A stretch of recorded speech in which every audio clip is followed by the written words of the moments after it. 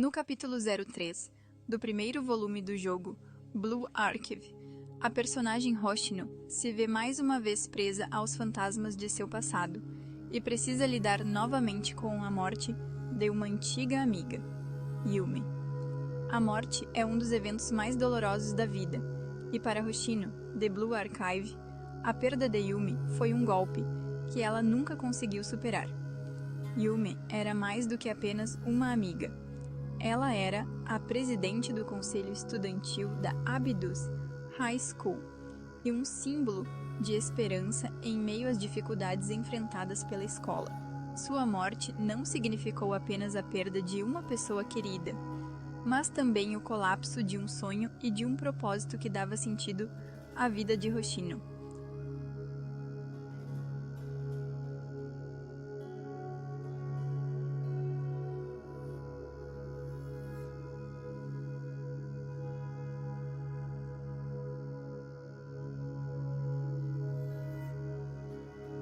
Após sua morte, Hoshino continuou lutando para proteger Abydos, mas internamente seu espírito parecia ter se apagado. Isso reflete um fenômeno estudado pela ciência, o luto prolongado e suas implicações psicológicas. O luto é um processo complexo e inevitável, vivenciado de maneiras diferentes por cada pessoa. A psiquiatra Elizabeth Kubler-Ross descreveu 5 fases do luto: negação, raiva, negociação, depressão e aceitação. No caso de Hoshino, há sinais claros de que ela nunca chegou à fase de aceitação, ficando presa em um estado de depressão profunda, até o término do capítulo 03. O transtorno do luto prolongado é uma condição que afeta cerca de 7% a 10% das pessoas que passam por uma grande perda e pode levar a sintomas graves, como pensamentos obsessivos sobre a pessoa falecida, isolamento social, perda de interesse pela vida e até transtornos depressivos mais intensos. Para muitos, o luto não é apenas uma dor emocional, mas também uma resposta física, podendo causar insônia, fadiga crônica e um sistema imunológico enfraquecido. E você sabe identificar as fases do luto? As 5 fases do luto, descritas pela psiquiatra Elizabeth Kubler-Ross, representam um modelo psicológico que explica como as pessoas costumam reagir emocionalmente à perda. Embora nem todos passem por essas fases na mesma ordem, elas ajudam a entender o processo de adaptação à ausência de alguém querido. A primeira fase é a negação, um mecanismo de defesa natural do cérebro para amortecer o impacto emocional da perda. A mente se recusa a aceitar a realidade da morte, criando uma sensação de irrealidade. A pessoa pode sentir choque, incredulidade e um entorpecimento emocional, continuando a agir como se nada tivesse acontecido. No caso de Hoshino, essa fase pode ter sido marcada por sua dificuldade inicial em aceitar que Yumi realmente se foi, mantendo seu senso de dever como uma forma de fugir dessa dor. Em seguida, vem a raiva, uma resposta emocional à frustração e ao sentimento de injustiça diante da perda. Esse estágio pode se manifestar em irritação constante, explosões de raiva contra pessoas próximas ou mesmo uma revolta contra o destino e a própria vida. Muitos direcionam essa raiva para si mesmos, para médicos, para Deus ou até para a pessoa falecida. Para Hoshino, a raiva foi internalizada e ela mesma desconhecia sua existência, até que o demônio a tentou e a raiva a fez despertar para um poder descontrolado dentro dela. A terceira fase é a negociação, onde a pessoa busca formas de amenizar a dor da perda, frequentemente se prendendo a pensamentos de "e se?". Esse estágio é marcado pela tentativa de encontrar explicações para a tragédia e por sentimentos profundos de culpa. Muitas pessoas tentam buscar um sentido para a morte ou prometem mudar algo em suas vidas para tentar compensar a perda. Hoshino, por exemplo, ficou presa a essa fase ao se perguntar se poderia ter feito algo diferente para evitar a morte de Yumi, carregando um peso emocional adicional. Por muito tempo, ela se responsabilizou pela morte de Yumi. Com o tempo, muitas pessoas entram na fase da depressão, onde a realidade da perda se instala de forma definitiva. É aqui que a tristeza profunda toma conta, acompanhada de sentimentos de vazio, apatia e até isolamento social. A pessoa pode perder o interesse por atividades que antes a faziam feliz e sentir que nada mais tem sentido.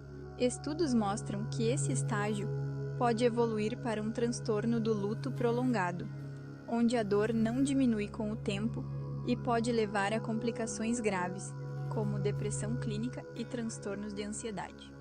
Por fim, existe a fase da aceitação, que não significa esquecer quem partiu, mas sim aprender a viver sem essa pessoa.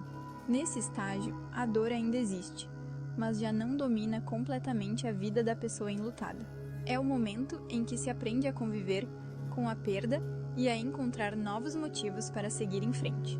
Para Hoshino, essa aceitação demorou a chegar, pois seu apego ao passado a impediu de redirecionar sua energia para um novo propósito genuíno, além da simples obrigação de proteger Abydos.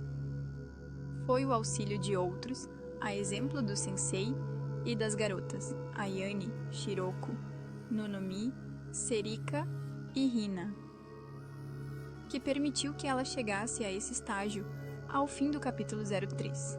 Estudos em neurociência mostram que o luto afeta o cérebro de maneiras semelhantes ao vício. A perda de alguém significativo ativa as mesmas áreas do cérebro ligadas à dependência, tornando difícil para o indivíduo romper com os pensamentos repetitivos sobre a pessoa que se foi. É por isso que algumas pessoas, como Hoshino, parecem ficar presas no passado, incapazes de seguir adiante. A culpa também pode ser um fator determinante nesse processo.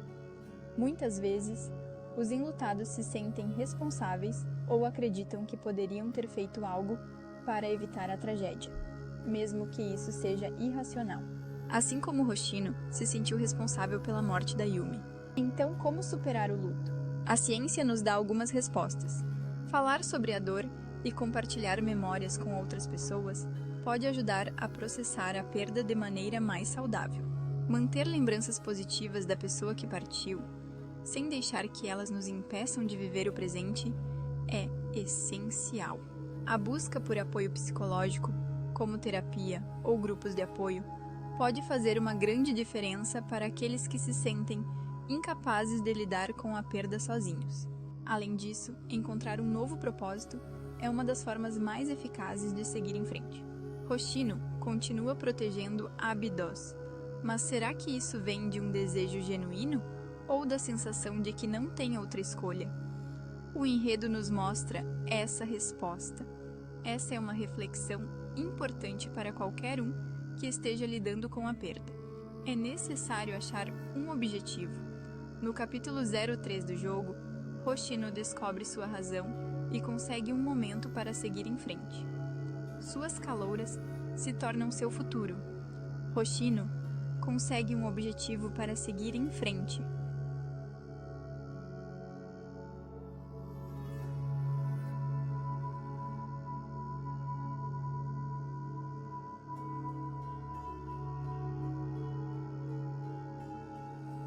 A história de Hoshino é um lembrete de que o luto é um processo doloroso, mas que pode ser superado com o tempo, apoio e novas motivações. Se você conhece alguém que está passando por isso, o mais importante é estar presente, ouvir e oferecer suporte. A dor nunca desaparece completamente, mas é possível aprender a viver com ela e encontrar novos caminhos para seguir em frente. Se precisar conversar com alguém, no Brasil existe o Centro de Valorização da Vida. Conversar com alguém é sempre positivo. E assim termino esse vídeo desejando a todos paz, amor e superação.